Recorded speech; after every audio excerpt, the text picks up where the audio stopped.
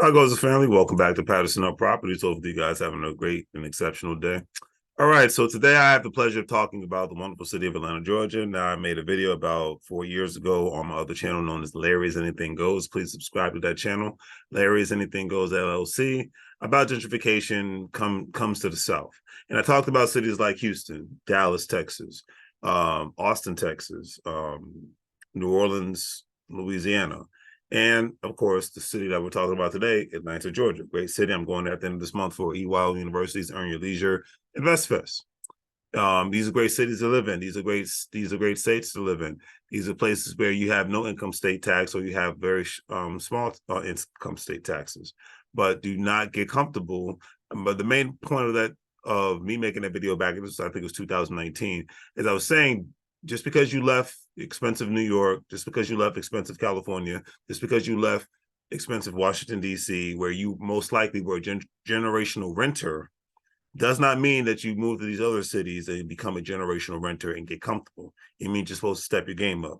Not only should you be buying a house, but you should be developing some sort of an investor mindset, opening up a business, talking about family business and family corporations, things of that nature. You can't just be a basic worker bee anymore. I was saying this back in 2019. Now it's 2023, and the chickens have come home to roost in all cities. But today we're talking about good old Atlanta, Georgia. And I read an article that talks about how Atlanta, Georgia eviction court crisis has a huge backlog.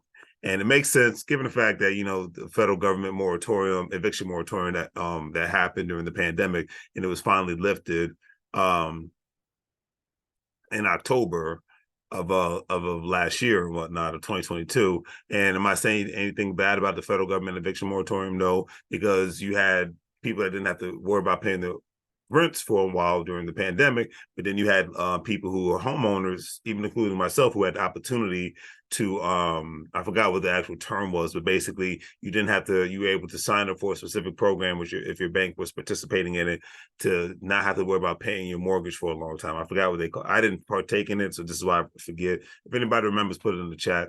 But basically you were able to put a pause on you paying your mortgage, and it wasn't going to affect your credit.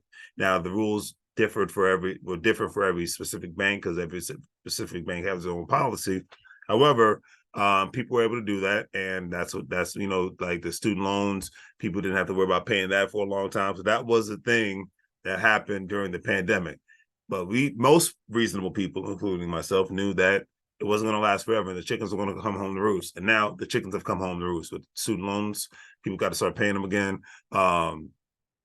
With people's rents, they have to start paying them, and people's mortgages, they have to start paying them. The only thing is, certain cities and certain states have a massive backlog.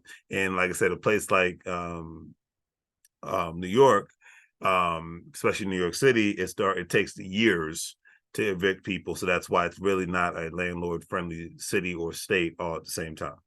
Okay, now with all that being said, the article that I read about this specific subject matter said that eviction court backlogs are also affecting renters and rental prices across the Metro Atlanta area. And at the end of the day, this is a bad situation all across the United States of America. You have renters who are in a bad situation because they have lost their jobs, and you have renters who are just still taking advantage of the eviction moratorium and not paying rent at all, or taking advantage of the fact that certain counties and cities have a backlog and they know that they have some time. And a lot of people just don't care about having a bad rental record. A lot of people just don't care about their credit. So you just have a lot of people who are just fall in the category of being a piece of crap. It is what it is.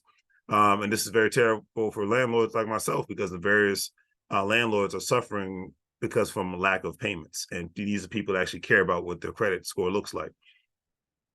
According to the article, Laverne De Loach from Clayton County, Georgia, stated that they have got no answers by contacting the eviction court office.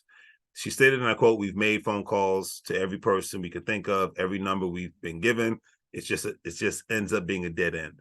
She stated that her tenant stopped paying rent back in October 2022. She filed for an eviction in December of 2022, but 6 months later, she was still waiting for her day in court.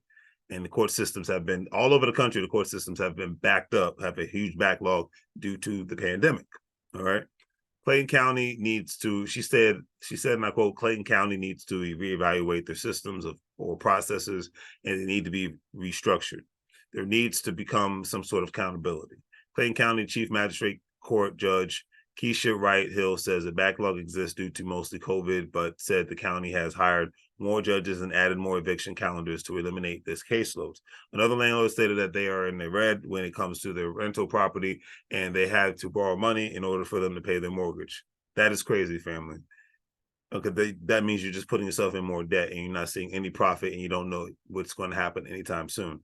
And in certain situations, this will make people not want to become a landlord ever, or not want to be a landlord anymore, especially because of bad tenants, higher interest rates that we see now, and in certain cities, because of the demand, higher property taxes. So therefore, even if you did get a mortgage or refinance your house, buy a house or refinance your house during the pandemic at the lower interest rates, you're going to see your because of inflation, due to taxes, due to insurance, you're going to see certain people's mortgages go up. It's just one of those things. Therefore, certain rents are going to go up all at the same time, so people can continuously get the same profits that they were getting. So these are just things to take into consideration all at the same time. You know, it's a crazy time. It's a crazy time. It's a crazy time, especially when it takes up the, especially like I said in Clayton County, the article says that it can take up to 18 months to evict tenants from your property. That's still a very long time. It's not as long as New York, but it's still long. Because in New York City, it could be up to 5 to 6 years for you to get somebody evicted from your. So yeah, to be a landlord in New York, God bless you, because the tenants have all the rights. Todd Ortshed, who is the CEO of Revolution Rental Management, stated that they're looking for a place where there's a low risk. Because they're looking at, they stated, and I quote, they're looking for places they can have much more opportunity in regards to having better rental properties. In the outlying counties that do that, instead of doing business in Fulton or DeKalb County, just because the risk is higher in those specific counties when it comes to dealing with bad tenants. He stated, and I quote, "I'd recommend looking at Spalding, Coweta, Henry, Cherokee counties, that's in the Atlanta metro area.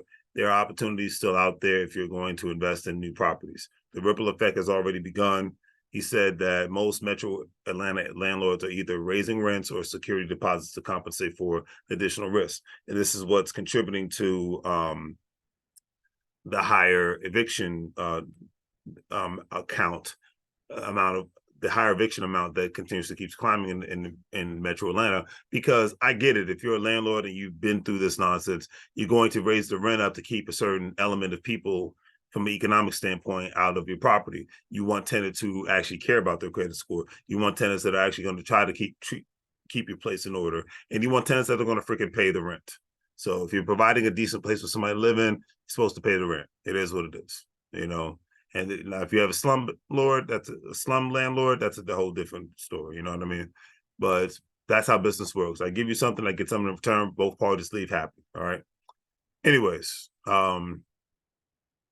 the article went on this note stating that since the start of 2023, 5 counties at the core of Metro Atlanta have had reported 72,600 evictions. In June alone of 2023, there were reported 11,159 new evictions, according to data tracked and published by the Atlanta Federal Reserve Bank.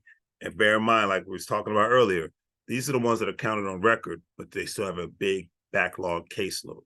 Therefore, it's just going to get worse. So if you think that if you move into Atlanta and your money's not right and you don't have it together and you're not trying to get it together, I strongly advise you not to move to Atlanta, Georgia, because from an economic standpoint, just because you're not paying high taxes, if the cost of rent is high and the cost of buying a house is high, then the personal property taxes and income state tax is going to become very irrelevant. And I guarantee you, I'm going to say this now on record, that I will most likely be having a conversation about this, about the city of Houston, Texas, and the city of Dallas, Texas. We've already had this conversation about the city of Austin, Texas, in regards to the cost of living.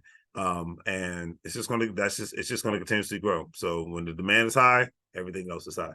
On that note, do great things, like, share, and subscribe. Have a great day. And don't forget that Patterson Properties, we wholesale real estate in the DMV area in Pennsylvania. So don't forget to check out our website and go from there.